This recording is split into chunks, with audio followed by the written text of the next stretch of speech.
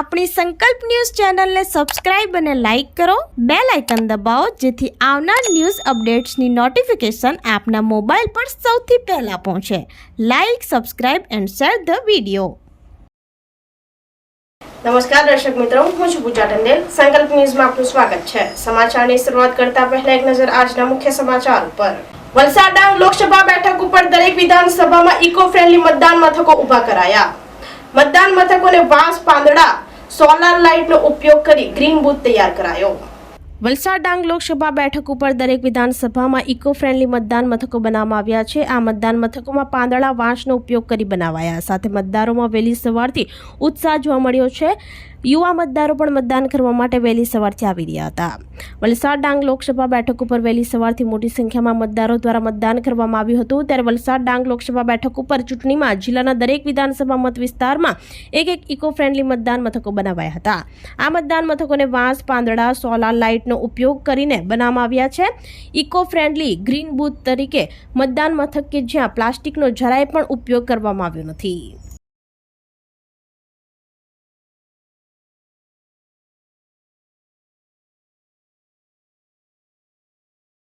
મારું નામ તૃપ્તિ કર્ણિક છે. જે ફર્સ્ટ ટાઈમ વોટ કર્યું છે અને મને બહુ જ આનંદ થયો.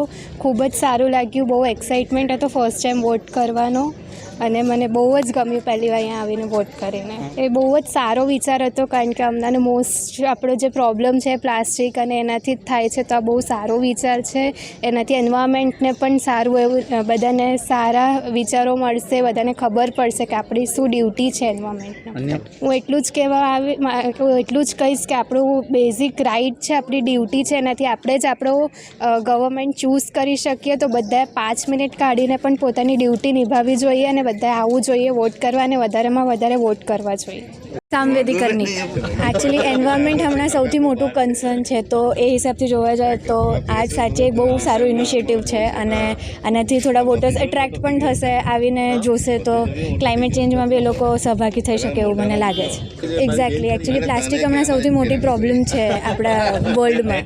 તો એના માટે આ એક સારું ઇનિશિયેટિવ કહેવાય એવું મને લાગે છે. વલસાડ જિલ્લા કલેક્ટરે પત્ની સાથે બીઆરસી ભવન ખાતે ગ્રીન બૂથ પર મતદાન કર્યું. પોલીસ વિભાગ દ્વારા વૃદ્ધ મતદારોને મતદાન મથકો પર લઈ જઈ મદદ કરી. વલસાડ લોકસભા બેઠક ઉપર આજરોજ વહેલી સવારથી વિવિધ બૂથ ઉપર ચૂંટણી પ્રક્રિયા હાથ ધરવામાં આવી હતી. વલસાડ જિલ્લા કલેક્ટર દ્વારા પોતાના મતાધિકારનો ઉપયોગ કર્યો હતો. જિલ્લા કલેક્ટર આયુષ ઓક દ્વારા પોતાની પત્ની સાથે બીઆરસી ભવન ખાતે આવેલા ગ્રીન બૂથમાં મતદાન કર્યું હતું. મતદાન કરી જિલ્લા કલેક્ટર દ્વારા વધુમાં વધુ મતદાન કરવા લોકોને અપીલ કરી હતી. વહેલી સવારથી જ વલસાડ જિલ્લાના મતદારોમાં ઉત્સાહ જોવા મળ્યો હતો. આ સાથે વલસાડના મતદાન મથકો ઉપર પોલીસ દ્વારા મતદારોની મદદ કરાઈ રહી છે. પોલીસ વિભાગ દ્વારા વૃદ્ધ મતદારોને મતદાન મથકો ઉપર લઈ જવાયા હતા. પોતાની ફરજ સાથે પોલીસ વિભાગના લોકો મતદારોની મદદ કરતા નજરે પડ્યા હતા. મતદાન મથકો ઉપર વૃદ્ધ મતદારોની મદદ કરી પોલીસ જવાનોએ મતદાન કરાવ્યું હતું.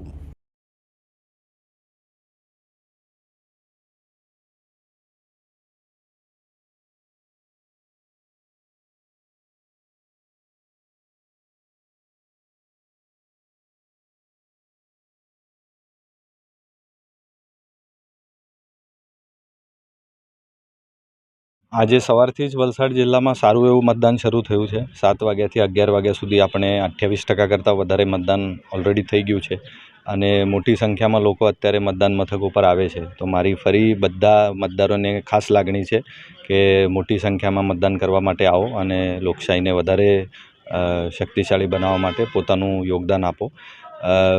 જે લોકો નોકરિયાત હોય અને એવી જગ્યા કામ કરતા હોય કે રજા મળી શકે એમ ન હોય તો એવા મતદારો પણ બપોરે તડકો હોવા છતાં પણ લંચ બ્રેકમાં ટાઈમ કાઢીને મતદાન માટે આવવું જોઈએ. યુઝ્યુઅલી બપોરના સમયમાં બિલકુલ ગીર્દી હોતી નથી એટલે એનો પણ લાભ આવા લોકોએ લઈ શકે છે. અન્યથા બાકી કારખાનાઓમાં અને જુદા એસ્ટેબ્લિશમેન્ટ્સમાં આજના દિવસે રજા આપેલી છે એટલે તમામ શિફ્ટ્સ પણ ઇન્ડસ્ટ્રીઝ દ્વારા રિઓર્ગનાઇઝ કરવામાં આવેલી છે. તો મારી બધા લેબરને પણ વિનંતી છે કે જે વલસાડમાં મતદાર તરીકે નોંધાયેલા હોય એ અચૂક આવીને મતદાન કરે.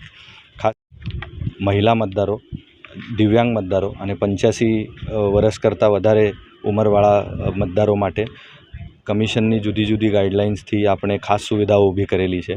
તો એનો પણ લાભ દરેક જણા લે. કદાચ કોઈ દિવ્યાંગ મતદારને કે 85 વર્ષ ઉપરના મતદારને મતદાન મથકે આવવામાં તકલીફ હોય તો એ સ્થાનિક પ્રશાસનનો સંપર્ક કરી ફેસિલિટીનો સરકારી ફેસિલિટીનો પણ ઉપયોગ કરી શકે છે. ધન્યવાદ. તો આ હતા સમાચારો. નવા સમાચારો સાથે કાલે ફરી મળીશું. નમસ્કાર.